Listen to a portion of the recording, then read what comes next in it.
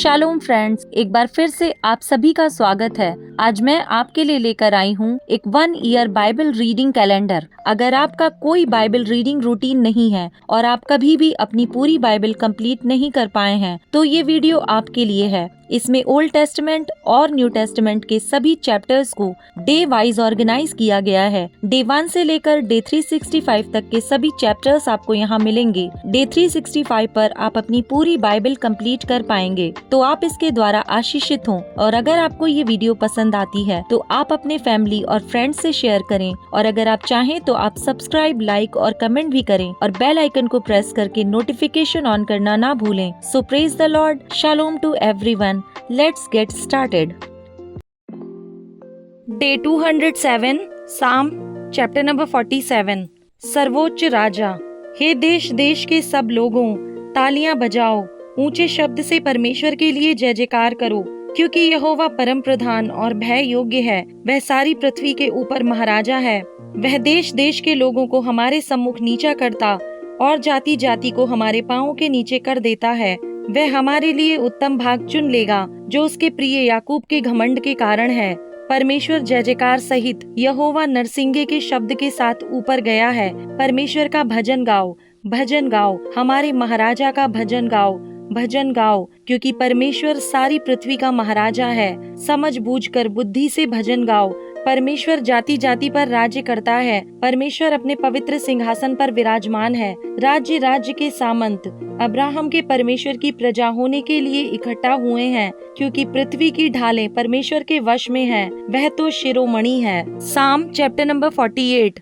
परमेश्वर का नगर सियोन, हमारे परमेश्वर के नगर में और अपने पवित्र पर्वत पर यहोवा महान और अति स्तुति के योग्य है। सियोन पर्वत ऊंचाई में सुंदर और सारी पृथ्वी के हर्ष का कारण है। राजा धीराज का नगर उत्तरी सिरे पर है। उसके महलों में परमेश्वर ऊंचा गढ़ माना गया है, क्योंकि देखो राजा लोग इकट्ठे हुए, वे एक संग आगे बढ़ गए। उन्होंने आप ही देखा और देखते ही विस्मित हुए। वे घबरा कर भाग गए। वहाँ कपकपी ने उनको आ पकड़ा और जच्चा की सी पीड़ाएं उन्हें होने लगी। तू पूर्वी वायु से तरशीश के जहाजों को तोड़ डालता है। सेनाओं के यहोवा के नगर में, अपने परमेश्वर के नगर में, जैसा हमने सुना था वैसा देखा भी है। परमेश्वर उसको सदा दृढ़ और स्थिर रखेगा। हे परमेश्वर, हमने तेरे मंदिर के भीतर तेरी करुणा पर ध्यान किया है। हे परमेश्वर, तेरे नाम के योग्य तेरी स्तुति पृथ्वी की छोर तक होती है। तेरा दाहिना हाथ धर्म से भरा है। तेरे न्याय के कामों के कारण सियोन पर्वत आनंद करे और यहूदा के नगर की पुत्रियां मगन हो। सियोन के चारों ओर चलो और उसकी परिक्रमा करो। उसके गुम्मटों को गिन लो, उसकी शहरपना पर दृष्टि लगाओ, उसके महलों को ध्यान से देखो, जिससे कि तुम आने वाली पीढ़ी के लोगों से इस बात का वर्णन कर सको, क्योंकि यह परमेश्वर सदा सर्वदा हमारा परमेश्वर है। वह मृत्यु तक हमारी अगुवाई करेगा। साम चैप्टर नंबर 49। धन पर भरोसा रखने की मूर्खता। हे देश देश के सब लोगों, यह सुनो। हे संसार के सब निवासियों, कान लगाओ। क्या ऊंच क्या नीच, क्या धनी क्या दरिद्र, कान लगाओ। मेरे मुंह से बुद्धि की बातें निकलेंगी और मेरे हृदय की बातें समझ की होंगी। मैं नीति वचन की ओर अपना कान लगाऊंगा। मैं वीणा बजाते हुए अपनी गुप्त बात प्रकाशित करूंगा। विपत्ति के दिनों में जब मैं अड़ंगा मारने वालों की बुराइयों से घिरूं, तब मैं क्यों डरूं? जो अपनी संपत्ति पर भरोसा रखते और अपने धन की बहुतायत पर फूलते हैं, उनमें से कोई अपने भाई को किसी भांति छुड़ा नहीं सकता और न परमेश्वर को उसके बदले प्रायश्चित में कुछ दे सकता है, क्योंकि उनके प्राण की छुड़ौती भारी है। वह अंत तक कभी न चुका सकेंगे। कोई ऐसा नहीं जो सदैव जीवित रहे और कब्र को ना देखे, क्योंकि देखने में आता है कि बुद्धिमान भी मरते हैं और मूर्ख और पशु सरीखे मनुष्य भी दोनों नष्ट होते हैं और अपनी संपत्ति दूसरों के लिए छोड़ जाते हैं। वे मन ही मन यह सोचते हैं कि उनका घर सदा स्थिर रहेगा और उनके निवास पीढ़ी से पीढ़ी तक बने रहेंगे। इसलिए वे अपनी अपनी भूमि का नाम अपने अपने नाम पर रखते हैं, परंतु मनुष्य प्रतिष्ठा पाकर भी स्थिर नहीं रहता। वह पशुओं के समान होता है जो मर मिटते हैं।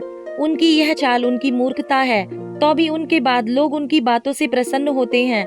वे अधोलोक की मानो भेड़ बकरियां ठहराए गए हैं। मृत्यु उनका गरड़िया ठहरी और भोर को सीधे लोग उन पर प्रभुता करेंगे और उनका सुंदर रूप अधोलोक का कौर हो जाएगा और उनका कोई आधार न रहेगा। परंतु परमेश्वर मेरे प्राण को अधोलोक के वश से छुड़ा लेगा, क्योंकि वह मुझे ग्रहण कर अपनाएगा। जब कोई धनी हो जाए और उसके घर का वैभव बढ़ जाए, तब तू भय ना खाना, क्योंकि वह मरकर कुछ भी साथ ना ले जाएगा, ना उसका वैभव उसके साथ कब्र में जाएगा, चाहे वह जीते जी अपने आप को धन्य कहता रहे। जब तू अपनी भलाई करता है, तब वे लोग तेरी प्रशंसा करते हैं, तो भी वह अपने पुरखाओं के समाज में मिलाया जाएगा, जो कभी उजियाला ना देखेंगे। मनुष्य चाहे प्रतिष्ठित भी हों, परंतु यदि वे समझ नहीं रखते तो वे पशुओं के समान हैं, जो मर मिटते हैं। Acts chapter number 26। अग्रिप्पा के सम्मुख पौलुस का स्पष्टीकरण। अग्रिप्पा ने पौलुस से कहा, तुझे अपने विषय में बोलने की आज्ञा है। तब पौलुस हाथ बढ़ाकर उत्तर देने लगा, हे राजा अग्रिप्पा, जितनी बातों का यहूदी मुझ पर दोष लगाते हैं, आज तेरे सामने उनका उत्तर देने में मैं अपने को धन्य समझता हूँ, विशेष करके इसलिए कि तू यहूदियों के सब व्यवहारों और विवादों को जानता है। अतः मैं विनती करता हूँ, धीरज से मेरी सुन। मेरी चाल चलन आरंभ से अपनी जाति के बीच और यरूशलेम में जैसा था, वह सब यहूदी जानते हैं। यदि वे गवाही देना चाहें तो आरंभ से मुझे पहचानते हैं कि मैं फरीसी होकर अपने धर्म के सबसे खरे पंथ के अनुसार चला, और अब उस प्रतिज्ञा में आशा के कारण जो परमेश्वर ने हमारे बाप दादों से की थी, मुझ पर मुकदमा चल रहा है। उसी प्रतिज्ञा के पूरे होने की आशा लगाए हुए हमारे 12 गोत्र अपने सारे मन से रात दिन परमेश्वर की सेवा करते आए हैं। हे राजा, इसी आशा के विषय में यहूदी मुझ पर दोष लगाते हैं, जबकि परमेश्वर मरे हुओं को जिलाता है, तो तुम्हारे यहाँ यह बात क्यों विश्वास के योग्य नहीं समझी जाती? मैं भी समझा था कि यीशु नासरी के नाम के विरोध में मुझे बहुत कुछ करना चाहिए, और मैंने यरूशलेम में ऐसा ही किया, और प्रधान याजकों से अधिकार पाकर बहुत से पवित्र लोगों को बंदीगृह में डाला, और जब वे मार डाले जाते थे तो मैं भी उनके विरोध में अपनी सम्मति देता था। हर आराधनालय में मैं उन्हें ताड़ना दिला दिला कर यीशु की निंदा करवाता था, यहाँ तक कि क्रोध के मारे ऐसा पागल हो गया कि बाहर के नगरों में भी जाकर उन्हें सताता था। अपने हृदय परिवर्तन का वर्णन। इसी धुन में जब मैं प्रधान याजकों से अधिकार और आज्ञा पत्र लेकर दमिश्क को जा रहा था, तो हे राजा, मार्ग में दोपहर के समय मैंने आकाश से सूर्य के तेज से भी बढ़कर एक ज्योति अपने और अपने साथ चलने वालों के चारों ओर चमकती हुई देखी। जब हम सब भूमि पर गिर पड़े, तो मैंने इब्रानी भाषा में मुझसे यह कहते हुए एक शब्द सुना, हे शाऊल, तू मुझे क्यों सताता है? पैने पर लात मारना तेरे लिए कठिन है। मैंने कहा, हे प्रभु, तू कौन है? प्रभु ने कहा, मैं यीशु हूँ जिसे तू सताता है, परंतु उठ, अपने पांवों पर खड़ा हो, क्योंकि मैंने तुझे इसलिए दर्शन दिया है कि तुझे उन बातों का भी सेवक और गवाह ठहराऊं जो तूने देखी हैं, और उनका भी जिनके लिए मैं तुझे दर्शन दूंगा। और मैं तुझे तेरे लोगों से और अन्य जातियों से बचाता रहूंगा, जिनके पास मैं अब तुझे इसलिए भेजता हूँ कि तू उनकी आंखें खोले कि वे अंधकार से ज्योति की ओर और शैतान के अधिकार से परमेश्वर की ओर फिरें, कि पापों की क्षमा और उन लोगों के साथ जो मुझ पर विश्वास करने से पवित्र किए गए हैं, मीरास पाएं। अपने कार्यों का वर्णन।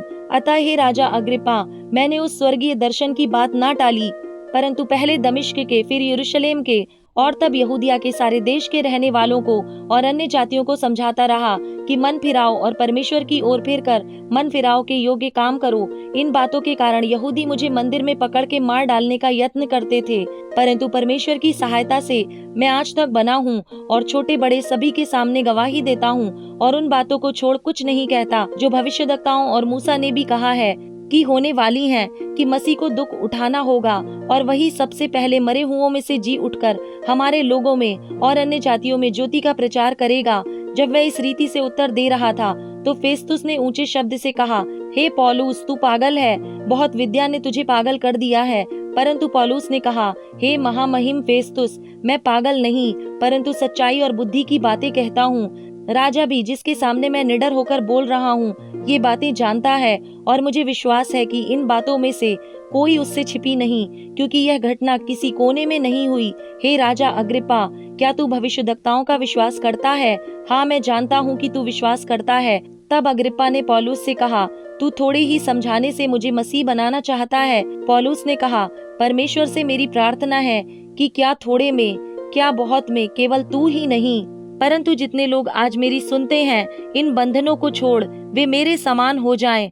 तब राजा और हाकिम और बिरनीके और उनके साथ बैठने वाले उठ खड़े हुए और अलग जाकर आपस में कहने लगे, यह मनुष्य ऐसा तो कुछ नहीं करता जो मृत्यु दंड या बंदी गृह में डाले जाने के योग्य हो।